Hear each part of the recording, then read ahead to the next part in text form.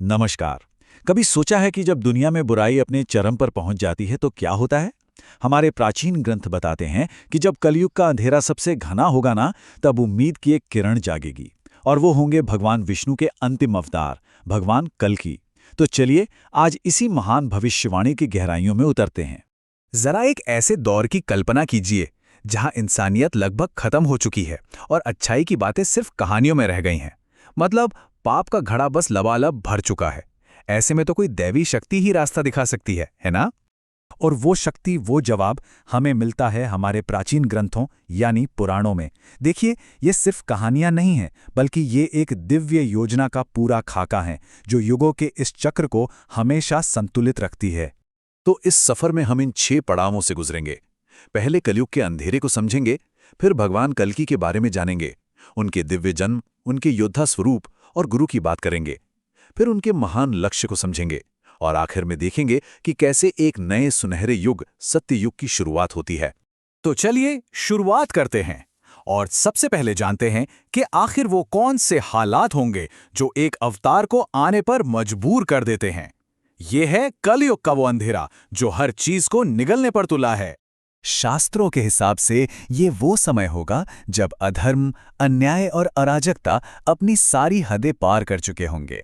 सच का कोई मोल नहीं रहेगा और मानवता अपने सबसे निचले स्तर पर पहुंच जाएगी। और यही वो समय होगा जब पृथ्वी को शुद्ध करने की जरूरत पड़ेगी। और फिर इसी घोर अंधकार के जवाब में एक दिव्य प्रकाश का उदय होगा।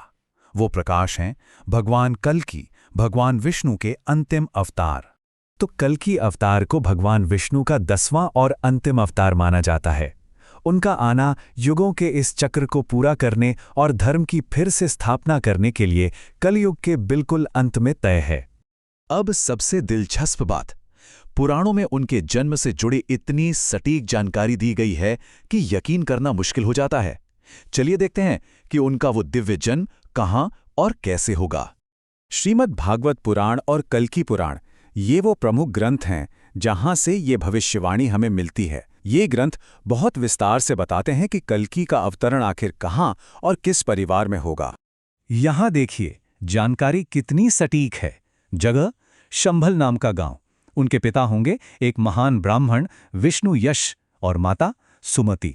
सब कुछ पहले से बताया गया है।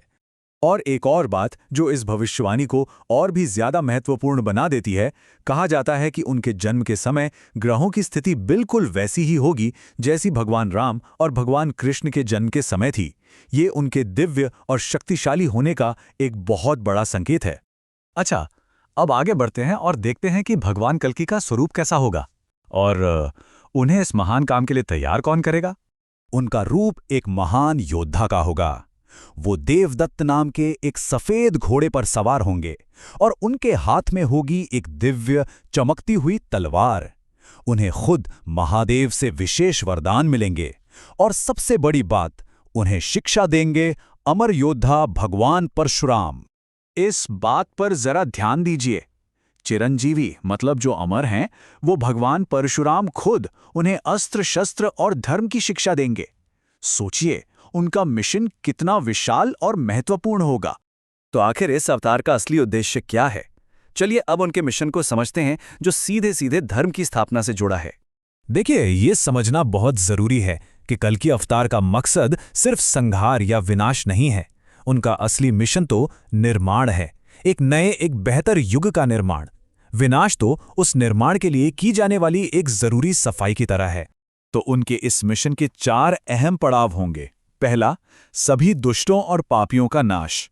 दूसरा, धरती को सारे पापों से धोकर पवित्र करना। तीसरा, कलयुग का हमेशा के लिए अंत कर देना। और चौथा, एक नए सुनहरे युग यानी सत्युग की नींव रखना। तो कल्कि के मिशन का अंतिम परिणाम क्या होगा?